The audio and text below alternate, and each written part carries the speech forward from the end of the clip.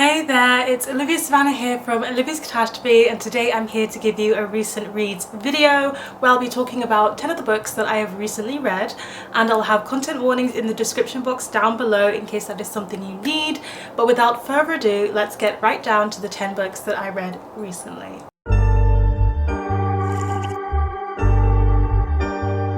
The first book is one I've been reading for quite a while because I've been buddy reading it with Abby from Abbey of Pelennor, and that is Great Expectations by Charles Dickens. I finally read my way through this classic that has been on my TBR for a very long time. It was one of my 10 oldest books that I own. And the way that the synopsis describes this one is that Pip is an orphan who is living with his sister. He is one day grabbed by a convict in the middle of the graveyard where he's visiting his parents' graves. He is also sent to spend time with Miss Havisham and to play with this young girl called Estella, and then also the fact that he is someone who is bestowed a great amount of wealth by a mysterious benefactor. And those three things are in the synopsis, and it's what makes up the breadth of this story. It's quite a long story, and I have mixed feelings on this one. At some points I did enjoy it. I think Pip is just such an endearing character. He's a young boy when you meet him and you follow him as he grows up. And as he grows up you can clearly see him making certain mistakes and you're just like, oh Pip, what are you doing?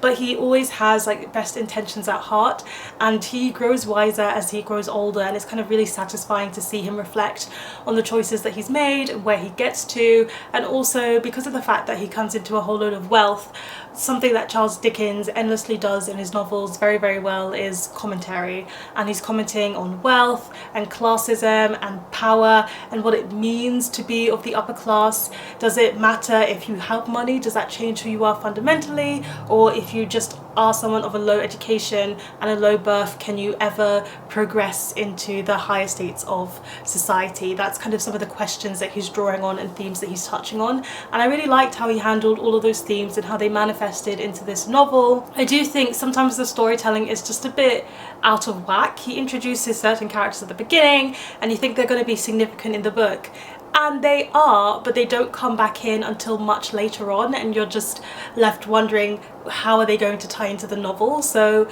there is that element to it where sometimes the story feels quite meandering. We all know Charles Dickens for being unnecessarily wordy at times, and in this one in particular he is definitely unnecessarily wordy. There were some chapters of this that I would have just cut out completely because we didn't need them. It didn't move the story forward, so you do have to be quite patient with that.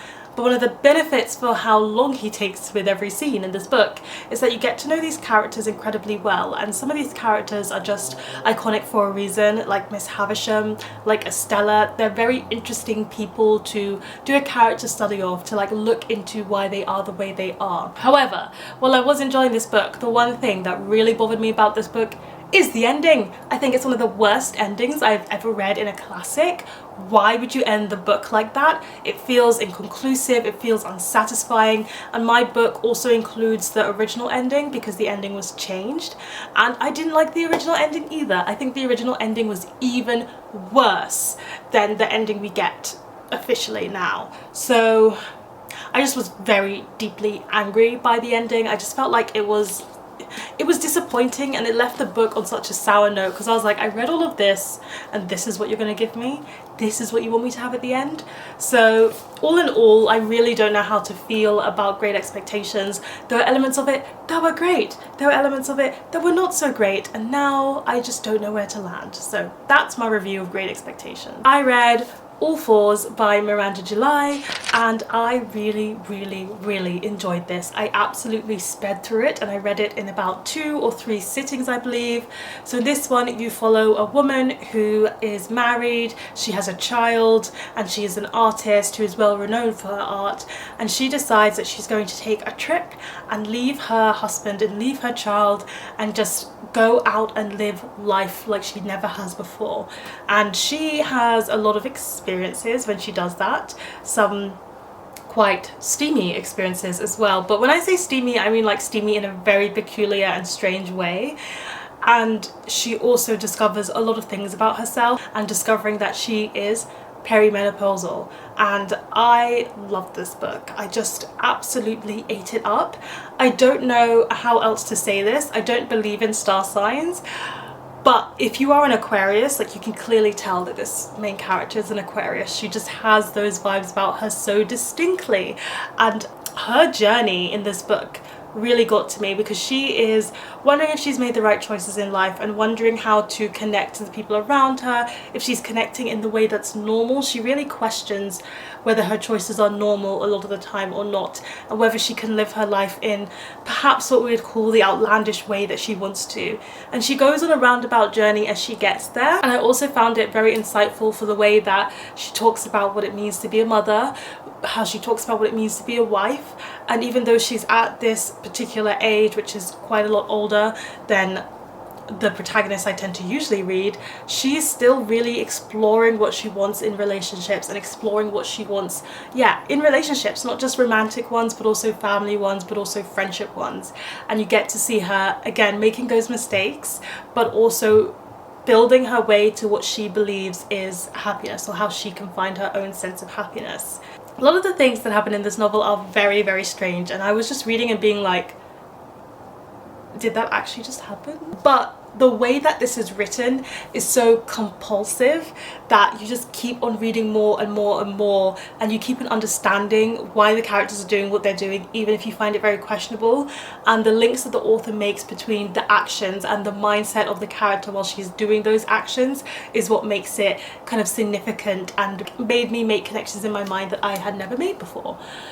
Our main character is also perimenopausal, as I said, and you discover that, and I'm just really appreciating how we're getting much more literature on what it's like to be going through menopause and what that means and what that involves. And a lot of this is also exploring what it means to be perimenopausal, how that affects her life, and how she feels in her body as a woman, and how other women feel too. And she manages to bring in the voices of an abundance of women. I find it very difficult to talk about this book because it's just so bizarre and strange, and I don't think I've ever read anything like it, but it is certainly unique, and it's certainly worth reading, because although I think it will be too strange for some people, there will be something you can take away from this literary novel. I also forgot to mention that All Fours has a bisexual main character. The Spoonies Readathon was happening, which was hosted by Brews and Reviews and Novel Novels, and so I read some books for Disability Rep to support the readathon, but also just because I need that in my life.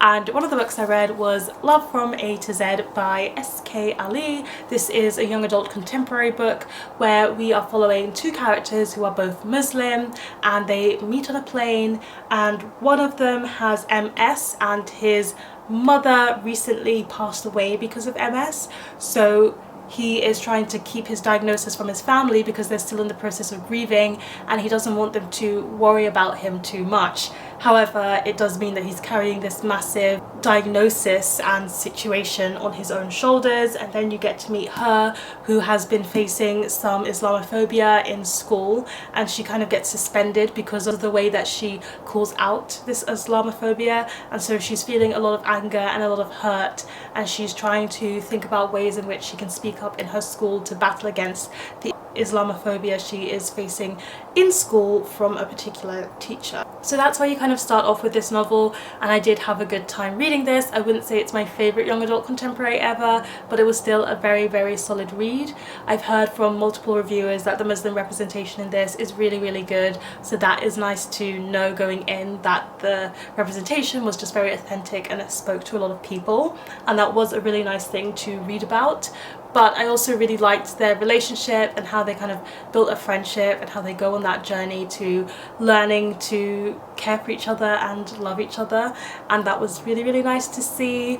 I do think that it did a good job of touching on the disability storyline in this with his MS. I learned a lot more about the condition that I didn't know previously to reading this book, but at the same time our main character is very calm about everything, and I just wanted to delve into his emotions a bit more, because I feel like there should have been a bit more when you're tying in the fact that he has this diagnosis and he's trying to face it by himself, and he's also in the process of grieving. I feel like those things could have been dug into just a little bit more. I just wanted a bit more emotion threaded throughout that. I think it handled the Islamophobia storyline really, really exceptionally well, and that was incredibly satisfying to see come together.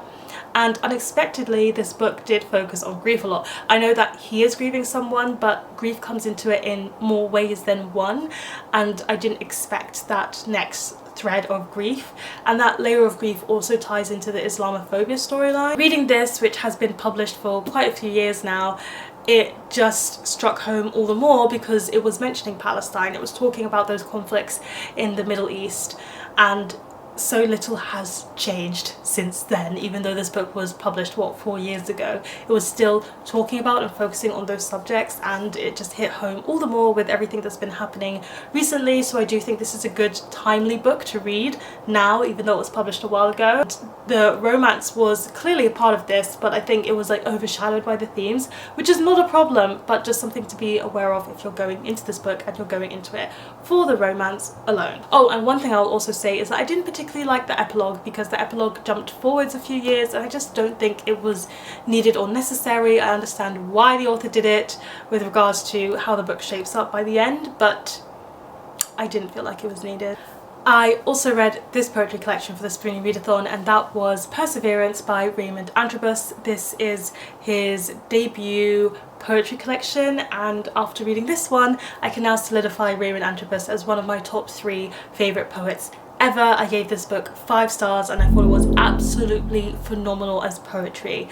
I've talked about this on the channel already because I was talking about my favourite poetry collections, but if you don't read poetry, I think this is a perfect entry point for you, because these poems are straightforward, they're very clear. While there is some use of like metaphor and stylistic choices and literary devices, if you don't know anything about any of that stuff, you will still be able to understand what these poems are about and what they are getting at, because Raymond Antrobus has a way of being artistic and creative in his poetic language, but also being incredibly direct and straightforward. You cannot misconstrue what he is talking about, and everything he is talking about is just so poignant and topical. Raymond Antrobus is a Jamaican British black deaf poet, and I only say this because of the fact that that is what all of his poetry in this collection is about. This poetry collection specifically focuses on deafness, deaf culture, deaf celebration, but also ableism that has been faced by him and also different people due to deafness. It touches on all of those things exceptionally well, and while reading this I was learning so much. I learned about deaf history, I learned about sign language and things that I didn't know about sign language. I learned about laws which are and aren't in place to support or to push back against the celebration and life of deaf people and culture. It was amazing how much I managed to learn from reading beautiful words in a poem, which I find absolutely fascinating. It also talks a lot about Raymond Antrobus's experience with his father, who has passed away, so there's some grief storylines in this, but also particularly in terms of blackness and his father who brings the Jamaican heritage to his identity, and how he relates that with his father and his relationship to his father and his relationship to the grief that he is experiencing. So this poetry collection is managing to do quite a lot for how slim it is, as poetry collections often are, but it's just absolutely phenomenal. And please, please, please, if you read a poetry collection this year, let it be this one. A bit of a disappointment now. So I read a historical fantasy book, and that was Portrait in Shadow by Nicole Jarvis. I don't tend to reach for historical fantasy very often, but I wanted to read this one in particular because it's about Artemisia, who is a real life artist in history in the Renaissance period, and she was someone who was put on a rape trial and she won it, but she had some severe consequences of this because they messed with her fingers throughout that trial to try and get her to lie about what actually happened and to prove his innocence instead. But she stuck to her guns, she won her trial, but she is an artist, so you can imagine that messing up her fingers is just detrimental to her career. This book takes place after that point, so it's after she has left Rome, it's after the trial has ended. She is not dealing with that, instead she is living somewhere else and she is trying to move past the trauma, but she's also trying to make her name as an artist, and she wants revenge on the man who wronged her so badly. So magic exists, and there's something about when you paint with magic, you're giving up a bit of your life force, so that is imbued into this story as well. My main problem with this is that it was incredibly slow paced. It was so slow, it dragged so much, and therefore it became incredibly boring. It just did not amount to much by the end of it as well. If you are going to have such a slow, meandering plot, it needs to come to some sort of climax, it needs to come to some sort of build, and I was disappointed by where this book landed and what build that it ended up at. I do think the characters were fine, but none of them interested me enough to say I loved them or particularly liked them. The setting was vividly done, but there's only so much or so many times that I could hear about like painting this and painting that and going there and trying to get a commission and being broke and being a woman and therefore being downtrodden by the rest of the art community. I get the point that the author is trying to make, how difficult it was for her, but it got very, very repetitive very quickly within these 400 and something pages. I just needed something different. I needed there to be more variation. I needed there to be a stronger trajectory to the plot and better characters, and this gave me none of that. I got annoyed at Artemisia at some points because she seemed to see everything in black and white, and there's so many shades between black and white, and it was getting frustrating hearing her get solid advice from people and ignoring it time and time again. So unfortunately I really didn't like this. I was just severely disappointed by what it gave me in the end.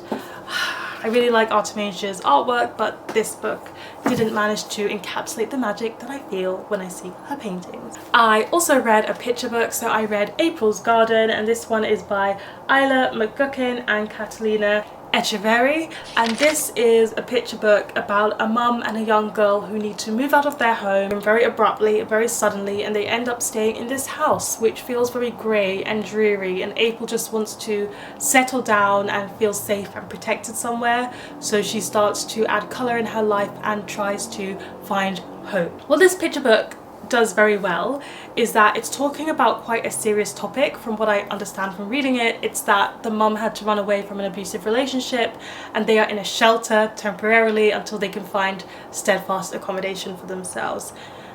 But because it's from April's point of view, she doesn't quite understand that. All she understands is that she's left her home, she's here with just her mum now, who she loves, but she just wants to be somewhere else. She doesn't want to be in this home where there are not enough toys, and she's not going to school, and there's not enough kids around. So that is the larger picture that this picture book is talking about, and it can open the floor to more discussions and conversations with your child or the children in a school if you're reading it in a classroom setting. So that's really good about it, and how it is about that, but if you read the book, that's not the only thing you're going to take away as a child. You might have to be pointed in that direction, so it makes it a bit more of a softer telling of such an emotionally intensive topic. The artwork in this is quite grey, and that's because colour is kind of introduced at the very end of the story to show the depiction of going from somewhere or a situation that feels quite dreary into something lighter, which I like the concept of that, but I wasn't the biggest fan of the art in this particular picture book, which brought down my thoughts on it a bit, because I do like a picture book with art that I really enjoy. So I wasn't a big fan of the art, and I do think while it's an important story to tell, I don't think it particularly told it in the very best way, because April comes across as quite spoiled or quite annoying when really it needed to kind of develop her emotions a bit more. It would have been nice to see a bit more of the mother and April kind of talking about the root of their emotions, and I think that's what was lacking from this, and I'm glad it's out there in the world. I could see places where it could have been even better. And as usual, for my latest recent reads, I'm going to wrap this up by talking to you about 3 Sarah Simone books, I can say, but most of these are short stories. First of all, I'm going to talk to you about Sanguine by Sarah Simone. So this is a free short story that you can get from her website, and it's about a vampire who falls for a vampire hunter priest. And so I wanted to read it because I love vampires. I was like, oh, Sarah Simone wrote vampires, yes please. And also vampire hunter priest, Sarah Simone does the religious themes in her books quite well. However, I just found this one to be okay. I quite liked this concept of vampires, and I liked the concept of vampire hunters.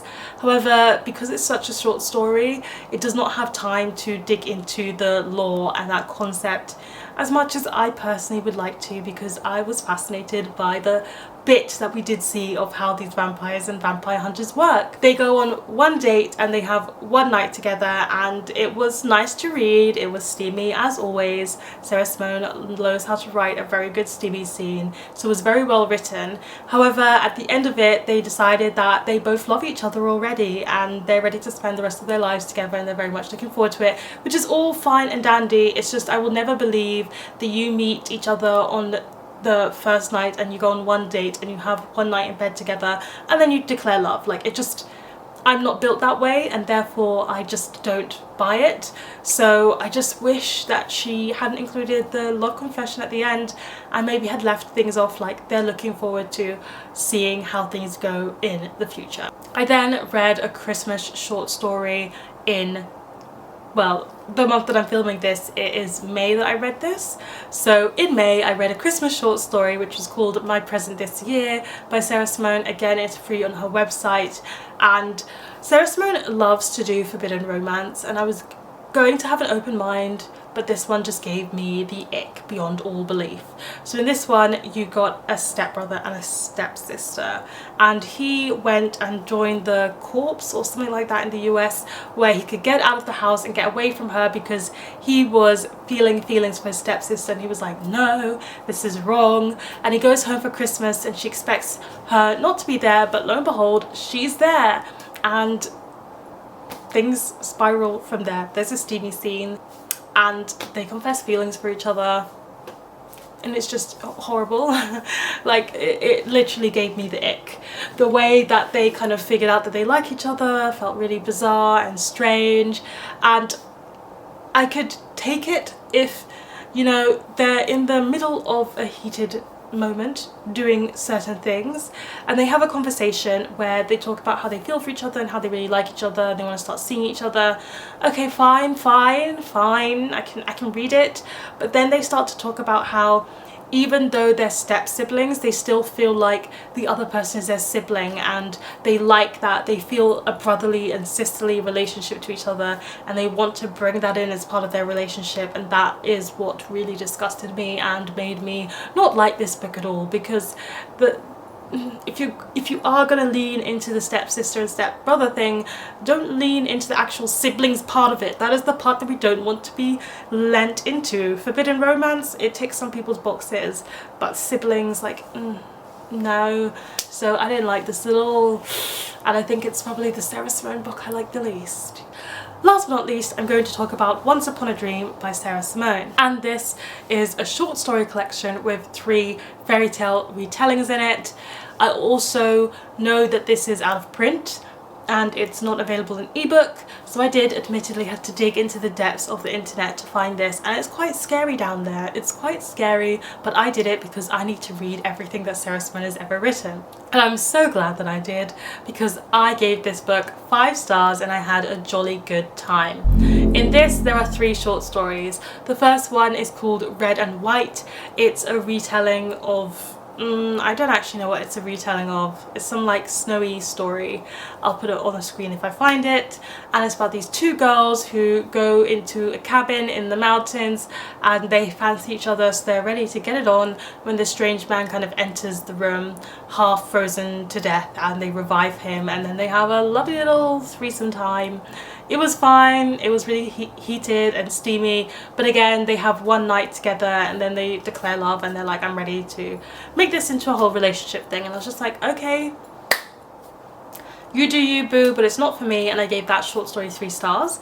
But then I read the 12 Dancing Princesses retelling story, and it's about these 12 ballerinas who end up going to kink clubs, and their dad, who runs the ballet situation for them and is their like manager or whatever, is suspicious of his 12 ballerinas disappearing every night and then coming back in the morning and looking fatigued and tired, and he wonders what they're doing, so he hires a private investigator to follow them, and that is the love interest for this story.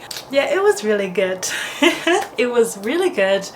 It is mostly a polyamorous book, so he does fall for one of the 12 dancing princesses, but maybe the others come into play in certain scenes as well, and it was really, really steamy. I really believed the trajectory of their relationship, and even though this is a short story, it's significantly longer than the first one, so the couple have a lot of time to build rapport with each other and build that relationship before we get to where they are at the end. And it was just so nice, it was so lovely, and it was perfectly steamy.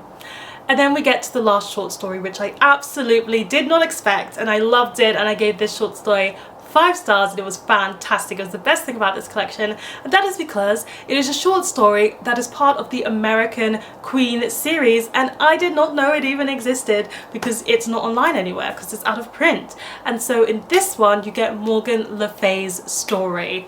What? I had a blast reading this. I don't want to tell you much about Morgan Le Fay because you discover a lot about her when you read the main trilogy, so I'll leave that for you guys to discover if you haven't read the main trilogy. But what we do know about Morgan Le Fay right from the get-go is that she is divorced from her husband, and so this story had a bit of second chance romance vibes for them. There's a lot to do with kink, as is BDSM is kind of running throughout this whole series, and it's also in this one in particular, so it was nice to kind of delve into that, especially because Morgan is a dom and Morgan's ex-husband is also a dom, so they're like both doms, and it's like, how is their relationship going to work? Why did their relationship not work before? Can it even work again? And a lot of this touches on what it means to be a female dom and feminism and carrying the weight of those expectations and roles into bed play, which is something that's private versus your public outlook, because Morgan works in politics. And I appreciated that this was a short story, and yet Sarah Simone gave the time to have those kind of bigger, larger psychological discussions, and they were fascinating, but at the same time gave us enough space to have like BDSM steamy scenes that brought all of the steam and show how dynamic this couple is together, and nothing moved too fast because we know that they have a long history behind them. You get to see cameos from the Lioness series, which is another series that I really particularly love, and so I had a jolly good time reading this short story, and I wish it was more openly available, but I do think there were points where in this short story things that are mentioned don't line up with the Lioness trilogy that we know and love now. So I think this was probably written before, and maybe it was removed because it needs to be updated and corrected, but I ignored those elements of the Lioness series and just had a good vibe, had a great night reading this. It was fantastic and I loved it. I loved it, I loved it, I loved it. And Sarah Simone, even though we had some hiccups with Sanguine and my present this year was just awful, this was fantastic. There you have it. Those are the 10 books that I've read recently. Please let me know in the comment section down below, what was the last book you read? What did you think of it? Have you read any of the books that I mentioned in this recent reads wrap up? Give this video a thumbs up if you enjoyed it. Hit that subscribe button if you want to see more, and don't forget to hit that notification bell to be updated every time I have a new video. And you know what they say, onwards and upwards. Excelsior!